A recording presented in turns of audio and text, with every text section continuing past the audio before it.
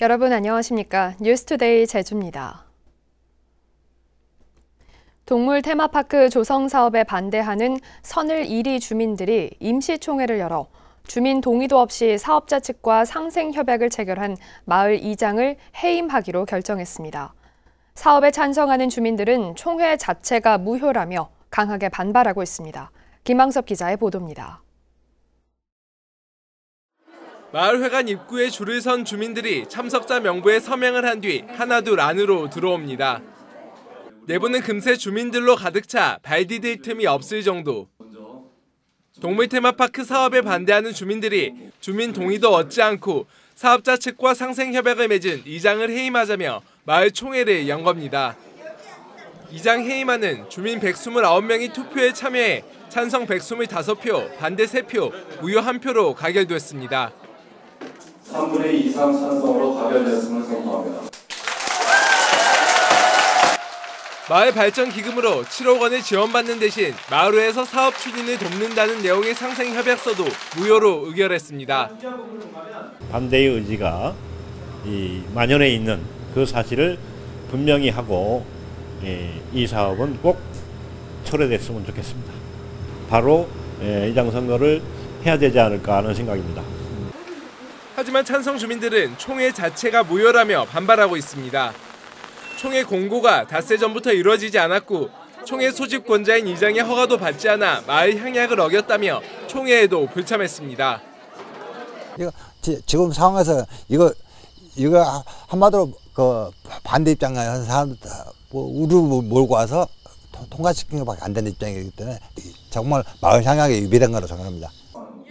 찬반 주민들의 갈등이 커지고 있지만 제주도는 사업자에게 구체적인 주민 상생 방안을 제시할 것만 요구한 채 사실상 손을 놓고 있습니다. 동물 테마파크를 둘러싼 찬반 주민들의 입장이 좀처럼 좁혀지지 않고 있는 가운데 갈등은 점점 더 깊어지고 있습니다. MBC 뉴스 김항섭입니다. 원희룡 지사의 행보가 심상치 않습니다.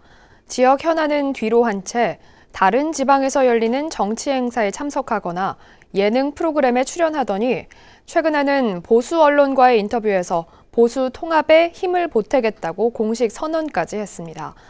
보수 진영 토론회에서 자유한국당 중심의 야권 통합을 강조했습니다. 오승철 기자의 보도입니다. 보수 진영이 마련한 토론회 연단에 원희룡 지사가 섰습니다. 황교안 자유한국당 대표와 박관영 전 국회의장, 조경태 한국당 최고위원 등이 참석한 자리. 원 지사는 보수 세력이 대통합을 이뤄 내년 총선에서 민심을 배반한 현 정권을 심판해야 한다며 황교안 대표가 그 중심에 서면 자신도 역할을 하겠다고 밝혔습니다. 또 탄핵에 반대했던 세력이나 어쩔 수 없이 찬성했던 세력 모두를 끌어안아야 한다며 포괄적 통합을 강조했습니다. 한국당의 황 대표님에게 야권 통합을 주도할 수 있는 기회를 당연히 드려야 된다고 생각을 하고요. 제주 도민들의 민심과 함께 저희들도 지원하고 역할을 하겠습니다. 지난주 한 언론과의 인터뷰에선 정치적인 선택에 대해 늘 열려 있다며 자유한국당 입당 가능성을 열어두기도 했습니다. 야권에서 러브콜이 이어지자 내년 총선에 관여하지 않겠다는 입장에서 벗어나 적극적으로 중앙정치에 뛰어드는 모양새입니다. 유튜브를 소통 창구로 활용하고 예능 프로그램에 고정 출연하면서 인지도를 높이는 것도 이와 무관치 않다는 해석입니다.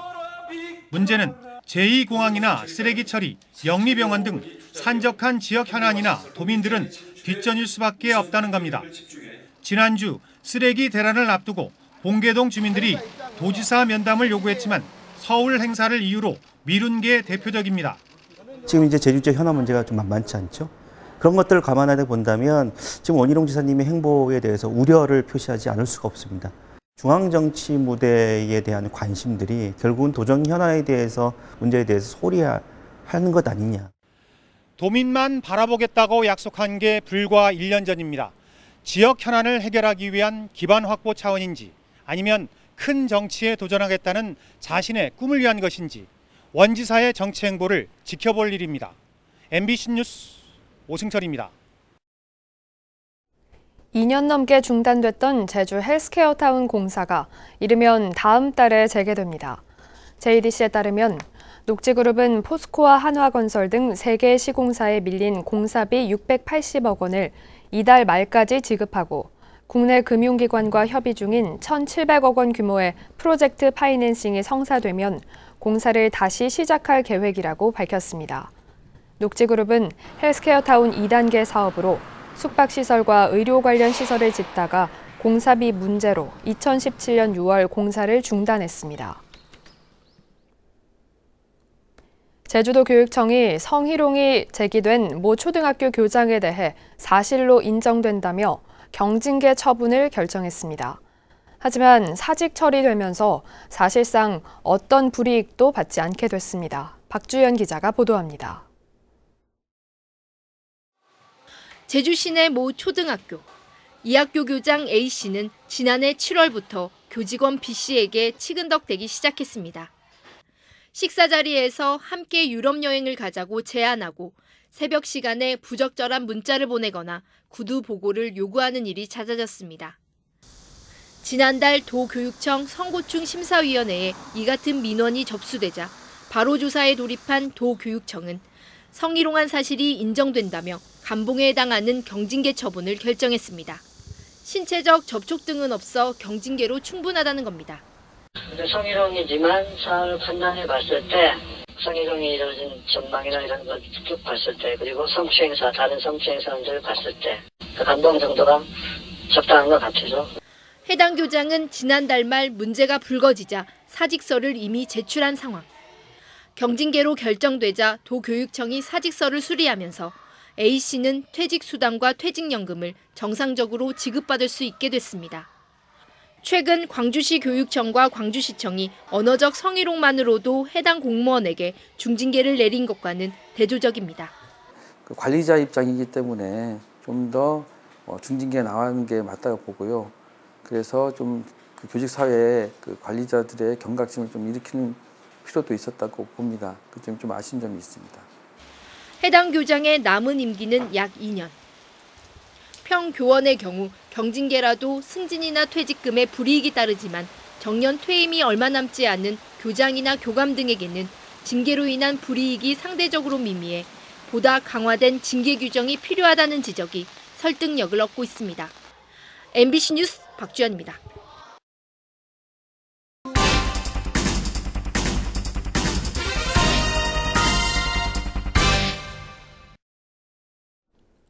공정률이 60%에 그친 신화 역사공원의 물 사용량이 이미 허가량을 초과했다는 소식, 2차례 이슈 추적을 통해 전해드렸는데요. 숙박시설을 늘리기 위해 사업계획을 변경해 원단위 산정을 축소한 게 원인이라는 의혹까지 보도했습니다. 이 때문일까요? 대전과 안덕 지역에 물을 공급하는 서광 정수장이 신화 역사공원이 문을 연 후부터 허가량을 초과해 지하수를 퍼올리고 있습니다. 김찬년 기자입니다. 서귀포시 대정읍과 안덕면 지역에 수돗물을 공급하는 서광 정수장입니다. 30여 개 관정에서 지하수를 뽑아 올려 각 가정과 상가, 개발 사업장에 공급합니다. 하루 공급량만 35,500톤. 이 가운데 21%인 7천여 톤이 신화역사공원과 영어교육도시에 공급되는데 삼다수 생산을 위한 하루 치수량 3,000톤에 갑절이 넘습니다. 문제는 2017년 신화역사공원의 숙박시설과 테마파크가 운영을 시작하자 서광정수장이 최대 시설 용량을 초과해 많은 물을 공급해왔다는 겁니다. 지난해 서광정수장의 가동률은 123%, 최대 처리 용량의 23%를 넘어섰습니다. 정해진 양만큼은 뽑으면 마을에서는 물 부족 현상이 일어나고 해가지고 저희가 최소한 저희가 배수지나 이런 상태를 보면서 물이 부족한 게 운영하다 보니까 이렇게 우리 취수량이 많아진 것 같습니다. 서광정 수장이 최근 1년 동안 뽑아 올린 월별 지하수량을 살펴봤습니다. 총 33개 관정에서 번갈아 가며 허가받은 양보다 더 많은 지하수를 퍼올렸습니다. 특히 신화역사공원 조성으로 추가 개발된 관정 3곳은 매달 허가량을 초과했습니다. 지하수법에는 허가량을 초과해 취수할 경우 1년 이하의 징역이나 1,000만 원 이하의 벌금을 부과하도록 돼 있습니다. 취수 못해가지고 물을 공급하지 안 했을 경우엔 도민들한테 도민 생활에 막대한 그 피해가 있으니까 취수 허가량을 확보해가지고 안정적으로 상수원을 공급하고자 노력하고 있습니다. 신화 역사공원 공정률은 아직 60% 수준이지만 벌써 서광 지역에 물 부족 사태가 벌어지고 있는 상황. 숙박시설들이 추가로 들어설 경우 물 부족 문제는 더 심각해질 수밖에 없습니다. MBC 뉴스 김찬년입니다.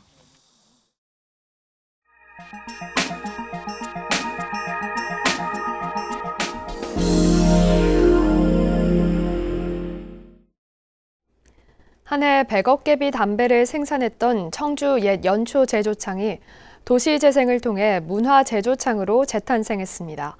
그동안 공예 비엔날레 장소로 활용되며 독특한 가치를 인정받았다고 하는데요. 충북 조미애 기자가 보도합니다. 청주 옛 연초제조창이 문 닫은 지 15년 만에 새 얼굴을 한 문화제조창으로 재탄생했습니다.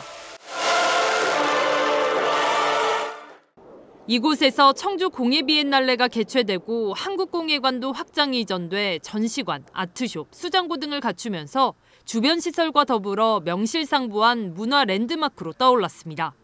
도심에 옛날에 가진 우리 문화자원을 하나로 만들어서 현대미술관, 청주관과 더불어 이제 여기에는 새로운 문화 공간, 공예를 중심으로 한 새로운 열린 공간이 열려서 5층 규모의 건물엔 공연장과 시청자 미디어 센터, 열린 도서관, ICT 체험관 등 문화 중심 공간들이 속속 마련됩니다. 1, 2층과 5층 일부에는 시금시설과 의류, 라이프스타일 매장, 키즈카페, 대형 서점 등 상업시설을 갖춰 사람들 발길을 끌겠다는 구상입니다. 상업공간은 운영사인 민간업체가 10년간 책임 운영을 맡았습니다. 전체 테넌트는 한 70개 정도 예상이 되고요. 10월 8일 공예 비엔날레를 기점으로 해서 11월 달까지 순차적으로 단계적으로 오픈을 할 계획이고요. 이 드넓은 광장도 수시로 공연과 마켓이 열려 사람들을 유인하는 중요한 공간으로 활용될 예정입니다. 문화제조창은 구도심으로 쇠퇴한 일대 지역에서 진행 중인 도시재생 사업의 기폭제 역할도 할 것으로 기대됩니다. 이 지역을 중심으로 지역 경제가 활성화되고 또 문화의 중심지가 돼서 우리 지역은 물론 우리나라 전체에 있어서도 도시재생의 가장 대표적인 도시재생의 핵심 지역으로 정부와 지자체, 공공기관, 민간이 협업해 국내 첫 경제기반형 부동산 간접투자 방식의 도시재생 사업으로 태어난 문화제조창. 문화를 제조해 경제를 이끌겠다는 계획이 시험대에 올랐습니다. MBC 뉴스 조미애입니다.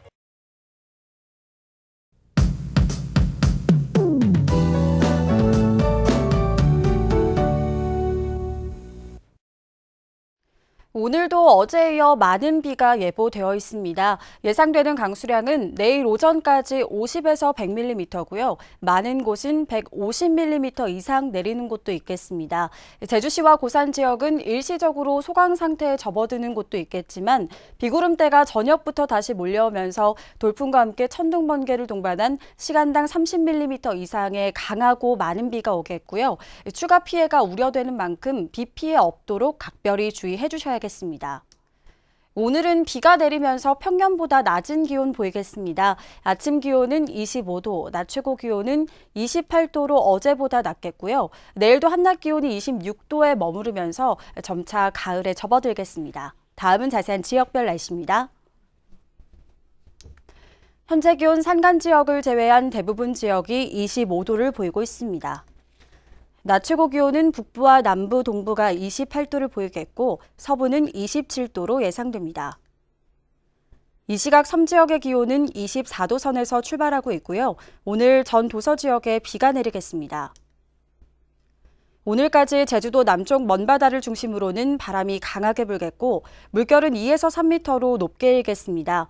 그 밖의 해상에서도 내일까지 돌풍과 함께 천둥, 번개가 치는 곳이 있겠고요. 안개가 짙게 끼는 해역이 많겠습니다. 항해나 조업하는 선박은 각별히 유의하시기 바랍니다.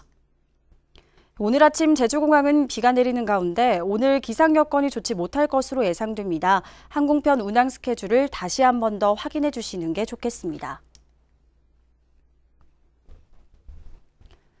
주간 날씨입니다. 이번 가을 장마는 목요일에 잠시 주춤했다가 일요일에 다시 시작될 걸로 예상되고 있습니다. 날씨였습니다. 민주평화당과 정의당 제주도당은 기자회견을 열어 제2공항 갈등 해결을 위한 도민 공론조사 시행을 촉구했습니다. 이들 정당들은 제2공항 갈등이 확산되는 이유는 논란과 의혹에 대한 해명을 제대로 하지 못하는 국토부와 도민 의견을 수렴하지 않는 원희룡 도정에 있다며 갈등 해결을 위해서는 도민 공론화 과정이 필요하다며 도의회와 국회의원이 적극적으로 나서야 한다고 주장했습니다. 소음 민원이 잇따른 크레인 고공 시위에 대해 경찰이 시위자를 입건했습니다. 제주지방경찰청은 크레인에 매달린 차량에 탑승해 방송을 틀며 시위를 벌이고 있는 50살 조모 씨를 집시법 위반과 재물 손괴, 업무 방해 혐의로 입건해 조사하고 있습니다. 전국노총 소속의 건설인 노조는 지난 19일부터 제주 시내 6곳에서 크레인 전도 사고에 대한 보상을 요구하며 시위를 벌이고 있으며 경찰이 소음을 측정한 결과 15차례 기준치를 초과했습니다. 제주 서부경찰서는 주 제주 일본국 총영사의 관저 앞에서 행패를 부린 혐의로 32살 A씨를 현행범으로 붙잡아 조사하고 있습니다. A씨는 어젯밤 10시 반쯤 제주시 연동에 있는 주 제주 일본국 총영사 관저 앞에서 만취한 상태로 대문에 돌을 던지고 발길질을 하는 등 행패를 부린 혐의입니다. 제주지방법원 박준석 판사는 공갈 미수 혐의로 재판에 넘겨진 64살 문모 씨에게 징역 2년 6개월을 선고했습니다. 문 씨는 지난 5월부터 옛 동거녀인 60대 여성에게 1억 원을 주지 않으면 흉기를 휘두르겠다고 협박하는 등 모두 19차례에 걸쳐 휴대전화 음성 메시지나 직접 찾아가 협박한 혐의로 기소됐습니다. 제7회 제주국제크루즈포럼이 오늘부터 31일까지 나흘 동안 제주국제컨벤션센터에서 아시아 크루즈 평화와 공동 번영을 향하여라는 주제로 열립니다. 이번 포럼에는 국제 크루즈 선사와 관광업계 관계자, 전문가 등 1,600여 명이 참석해 크루즈 산업 발전에 대한 토론회와 박람회 등을 개최하고 기업 간 비즈니스 미팅이 이뤄집니다.